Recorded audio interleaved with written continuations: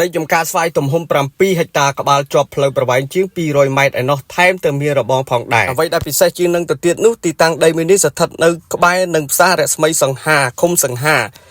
ហើយក្រោយនឹងសាលារៀនបឋមសិក្សាចំពោះឯកសារវិញឯកសារភូមិឃុំក៏ប៉ុន្តែនៅតំបន់មួយនេះកំពុងតែធ្វើការចុះវាស់វែងជាប្រព័ន្ធបណ្ដាហើយណាបងប្អូនមើលឃើញបកគោលអង្គតែន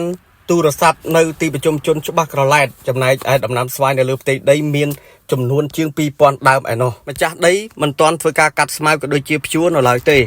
ហើយបើយើងគិតចម្ងាយពីផ្លូវកៅស៊ូវិញមានចម្ងាយប្រហែល200 ម៉ែត្រផ្លូវមហាសែនស្រួលអស់ទាស់តែម្ដងដីមួយនេះទីតាំងស្ថិតនៅឃុំរស្មីសង្ហាស្រុករតនមណ្ឌលខេត្តបាត់ដំបងបើយើងគិតចម្ងាយពីផ្សាររស្មីសង្ហាវិញមានចម្ងាយប្រហែលជាង400 ម៉ែត្រតែប៉ុណ្ណោះទីតាំងល្អអស់ទាស់បងប្អូនអើយចំពោះតម្លៃវិញលក់$7,000ក្នុង1ហិកតាអរគុណ